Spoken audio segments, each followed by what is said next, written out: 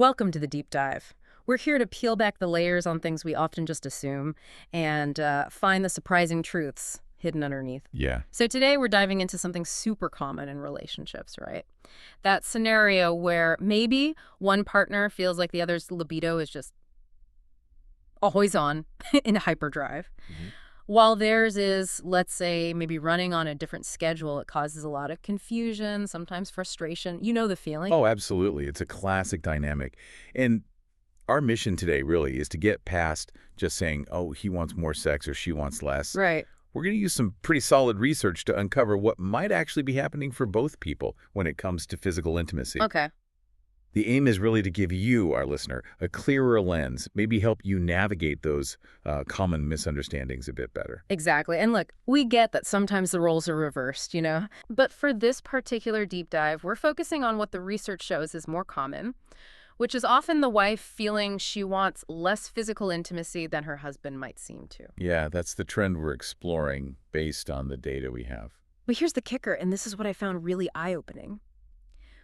We're going to challenge a major assumption about what intimacy means, especially for men. Hmm. The research points to this really crucial emotional piece that often gets missed. I think it could spark some real aha moments for you listening. Okay, let's definitely unpack that. Where do we start? Well, let's start with that common assumption. Yeah. You know, if you're listening, maybe this sounds familiar. We tend to think of a man's desire for sex as mostly, well, physical. Right, a physical need. Yeah, like this primal urge, almost like needing food or sleep. Like hunger. Exactly. You might even think, okay, I've been running after kids all day, or I've had a crazy day at work. Sleep, that feels like a physical need I get. So why is this physical need always like front and center for him? Yeah. It's easy to just put it in that box. And that's right where the research kind of throws a wrench in the works. Because think about it. What would you expect men to say when asked why sex is important? Physical release, stress relief, something biological. That's what most people, even researchers initially, might assume. But what's really striking is what this huge body of research, we're talking interviews, surveys, thousands of men consistently found. Okay, so they expected one thing, found something else. What was it? What's the big reveal? It was honestly a pretty big shift in understanding. The pattern was clear.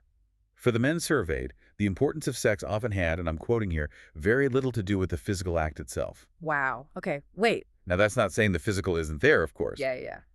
But it wasn't the main thing driving its importance in the relationship, according to them. Very little to do with the physical. That changes things. My mind's already going. If it's not mainly physical, then what is it? What did the research say was really driving that desire for intimacy? Because that just flips the script on what so many of us think. It really does. What came through again and again was that for men, physical intimacy meets this enormous emotional need. Emotional. Yes. An emotional need that they often feel they can't really get met any other way in the relationship. It's not just like a nice to have. It's described as something really fundamental deep down. Huh. Like how someone might need to feel heard or It's cherished. kind of analogous, yeah. It's Okay. hitting that core emotional level. Okay, enormous emotional need. That's quite a phrase. Can we get more specific? What is that core emotional need? How did the guys in the research actually describe it? Yeah, absolutely. The core need that kept surfacing was about feeling desired. And specifically, feeling like my wife wants me. It wasn't just about the availability of sex. It was about the affirmation, the connection that comes from knowing his partner genuinely desires him. Ah, okay. So it's that feeling of being chosen, attractive to her, wanted by her. Exactly. That emotional validation, knowing he's wanted by this one person he's committed to.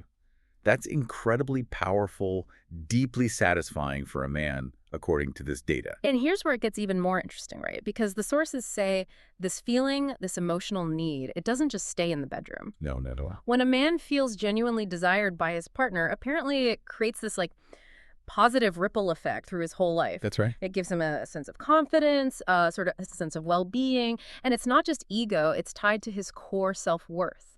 And crucially, this impacts all the other areas of his life, though it actually fuels him and makes him feel more capable, maybe even at work, or more patient with the kids, like this secret boost. It's described almost like that, yeah. A sense of, I can take on the world that comes from feeling secure and desired in his primary relationship. Wow. And, well, the flip side is just as potent, but obviously in a negative way. Right. If he doesn't feel desired. If that core emotional need consistently goes unmet, the emotional impact is pretty heavy. The research gave this example that really landed for me. What was it? It was something like, if it feels a little too easy for you to say, I'm just really tired, honey, it could give him this feeling of, wow, I must be so undesirable. I can't even compete with her pillow. Oof. Yeah, that's rough. Think about that feeling. It's not just, oh, bummer, no sex tonight. It's tapping into feelings of rejection, inadequacy, like he's not enough. And that, as the sources put it, can feel a little depressing. I could see that. It chips away at that confidence, that sense of well-being, potentially affecting everything, just like feeling desired lifts him up. So this really is a whole different way of looking at it. If this is the reality for many men, how should we be, talking about this? It feels like we need a total reframe. Exactly. I think the biggest takeaway here for you listening too is maybe we need to stop just saying he wants more sex. Okay. Because that's the symptom. Right. That's the surface behavior. We need to look underneath and maybe reframe it as he wants to feel desired by me. He wants to be desired by me. Yeah. And that shift changes it from feeling like a maybe relentless physical demand to understanding it in a deep emotional context. And this isn't just like one person's theory. This pattern bears out across the board in research. It fundamentally changes the conversation. That is. Yeah, that's a huge shift. It clarifies a lot, honestly. But okay, now I'm hearing the other side, right? Listeners thinking, okay, got it. Emotional need makes sense. But what about me? Or look, we have sex twice a week. I feel like that's pretty good. How much more desired does he need to feel? Because sometimes it feels like he wants it every single night. And that is completely 100% a very real issue. Yeah. And you're absolutely right to raise it. The wife has needs too. Her own libido, her physical limits, her energy, her emotional state, all of that is equally valid. This is never, ever a one-way street. Okay, good. The path forward isn't about one person just, giving in all the time. It has to be about communication. Open, honest, hopefully empathetic communication, finding where those needs meet. So it's not about just meeting his need, but finding that intersection point. How do couples do that when one person's core need feels maybe really different from the other's physical capacity or even their own level of desire? What does that talk even sound like? Well, it's really important for you all to be able to talk about it, Yeah. right? And to sort of come to an understanding about where things are for both of you. It's less about compromise, maybe, and more about that deep mutual empathy. So the conversation isn't blaming, like, you never want me, or demanding. Yeah. It's more expressing the underlying need. Maybe he says something like, when I feel you really desire me, it makes me feel amazing, like I can do anything. Instead of just, why haven't we had sex? Exactly. And maybe she says, I hear that and I love you and I do desire you. But honestly, after chasing the kids all day, my body is just screaming for sleep right now. Rather than just, not tonight, I'm tired. Right. It connects to the feeling behind it for both people. That makes sense. It changes the tone completely. But still, there's the practical side, right? Different libidos, busy lives. How do you balance meeting that deep emotional need for desire with what's actually physically possible for the wife, considering her own needs? And that's where maybe creativity and intention come in. Because physically possible covers a lot. Genuinely being exhausted, stressed, hormonal changes, all valid things that impact desire. Yeah. Maybe the solution isn't always more sex acts, but more frequent, genuine expressions of desire. Okay. Like what? Could be non-sexual touch that still communicates desire. Could be specific words of affirmation about his attractiveness. A lingering kiss. Initiating a date night focused on connection, even if sex isn't the guaranteed endpoint. The research hints that for many men, that feeling of being wanted, that core emotional need, can often be nurtured in ways beyond just intercourse if those expressions feel genuine and consistent. So it's about feeding the emotional need, not just the physical act. Potentially, yes. And as we said earlier, sometimes these dynamics are flipped, right? Sure. The core principle is the same regardless of gender. Ah. Understand the underlying emotional need of your partner. So it really boils down to, in any healthy relationship, mutual effort, seeing each other's needs as valid even if they look different. Absolutely. It's like anything else in partnership, isn't it? You have to understand and prioritize what your spouse does just as much as you do. Yeah. It's that mutual respect, that empathy for where the other person is coming from emotionally. It's a dance. Understanding and being understood.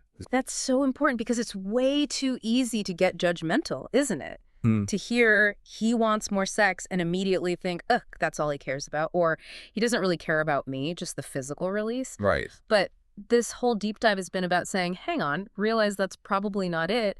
There's likely a much deeper emotional current running underneath for a lot of men. And that highlights the need for reciprocity, doesn't it? Yeah. We often encourage men, quite rightly, to understand what's going on inside of her, her feelings, her need to be cherished, heard. Yeah.